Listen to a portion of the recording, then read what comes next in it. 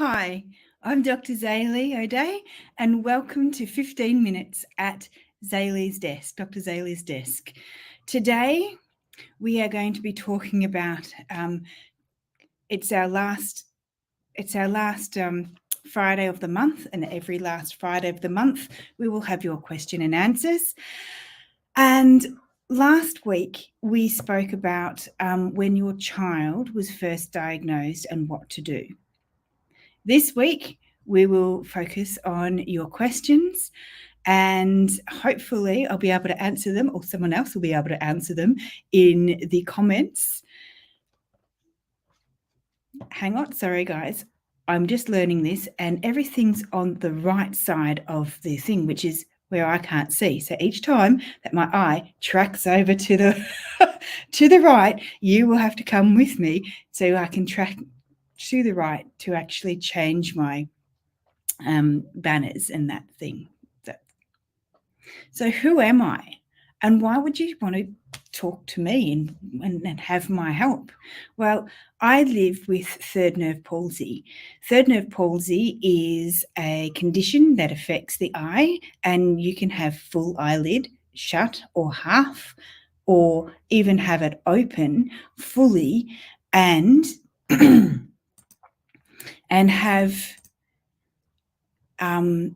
and have your eye pointing down and out generally. My eye, if I open it up, no, won't do it today, may do it another time, will be, it's actually up and out. It's free balling in there since I've turned 40, and I get to be 40 and I get to have grey hair.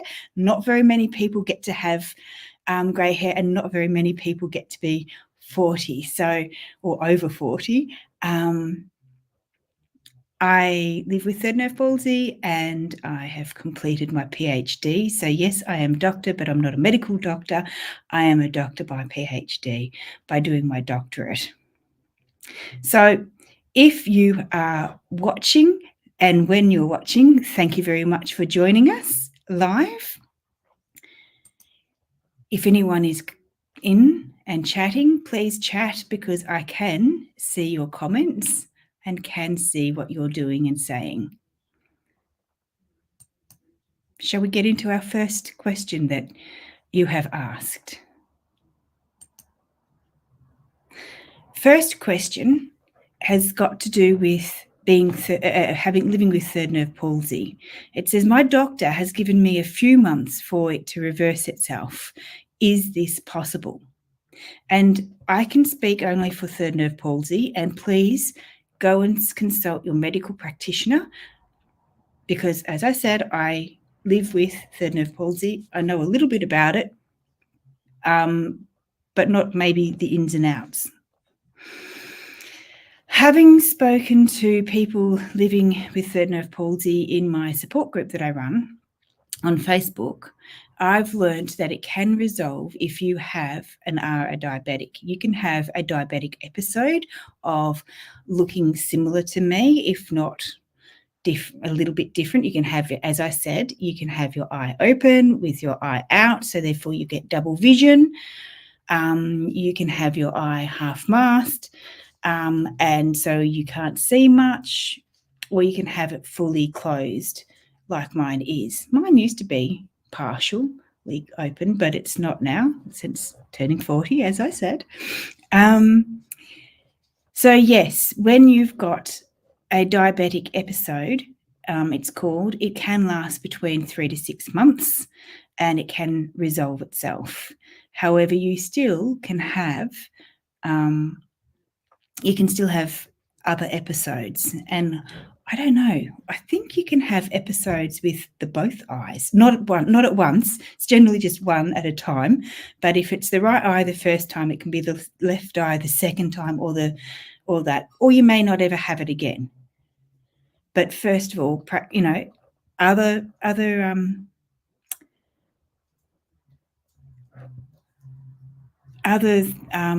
eye conditions, I'm not quite sure. So you would have to ask.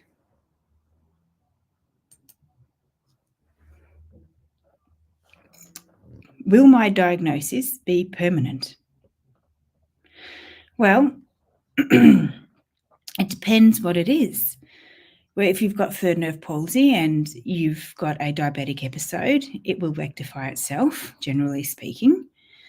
However, if you're living with a craniofacial syndrome like Crouzon's syndrome or cleft palate, cleft lip, either bi or bilateral or unilateral, that is generally worked on when you were born and fixed and healed. So they've got issues in the mouth that need to be resolved so they can feed properly, and that is generally fixed up. But there can be a lot of surgeries that are involved in that as well. So if you've got alopecia or vitiligo, I don't think that can be actually, I think they are permanent. So some facial disfigurements, or some people live with facial disfigurement for the rest of their life, and some people live with a season of living with a facial difference or visible difference on their face. But it doesn't matter where you are, whether or not you're a long-timer, such as myself, or whether or not you're experiencing this for a short season in your life that seems like it's incredibly long whilst you're traveling through it. Like, for example, acne. If you've got acne, severe acne, and that changes the way that you feel about yourself, the way you feel, the way that people view you, then that is a visible difference.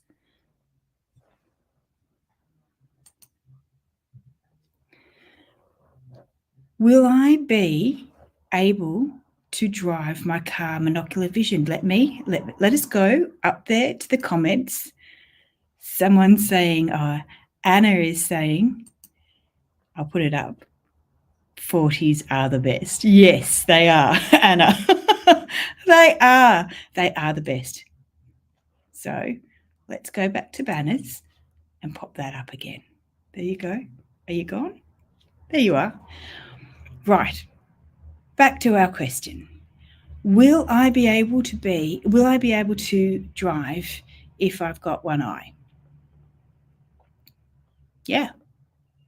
In most cases, as I say at the beginning, you have to ask your medical practitioner when you're able to drive again. And sometimes getting back behind the wheel can be scary, very scary, but you can do it. Okay? It takes practice. It takes practice. It takes even more practice. Like, I reverse parallel park into car parks, and if I can do it, so can you. Sometimes it's not so good, but other times, mostly, I can do it. I find it very difficult sometimes for tight squeezes, like if there's two big, huge cars and and that's the only car park that I can get into, then that's a little bit tricky.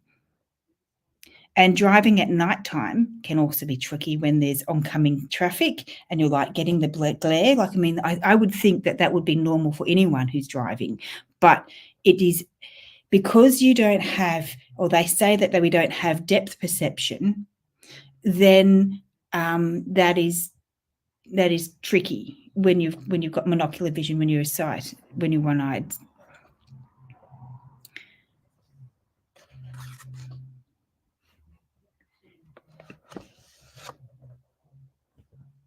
Another question is, can my child learn if they've only got one eye? And the answer is yes. Yes, they can. Of course, you would have to go. I mean, this is worldwide now. So in Australia or in Victoria, where I live, you can get your license. And I did many, many years ago.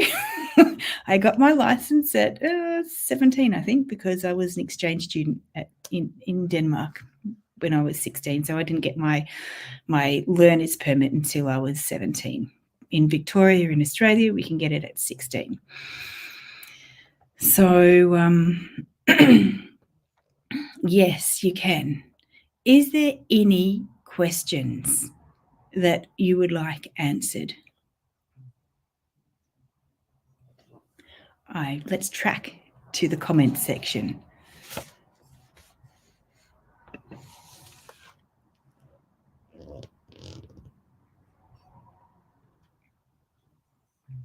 And I'm waiting.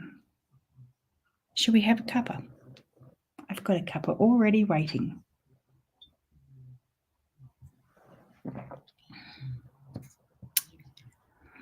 If you have got questions about what happens or how to handle when you're first diagnosed, please put them in the chat section below.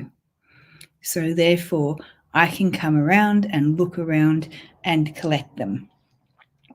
And if you've got any hints and tips that you'd like to share as well, please, by all means, I'll read them out because I know a lot, but I know that I don't know it all. And that's where we come around my desk and we chat and we have a chat. As like usual, the last question, look, where are we going? We're going right over to here. I reckon I'm using a program that will stream across many different platforms at once, and they need to put that over this side, their screen over this side, so I can do it much better and more discreetly.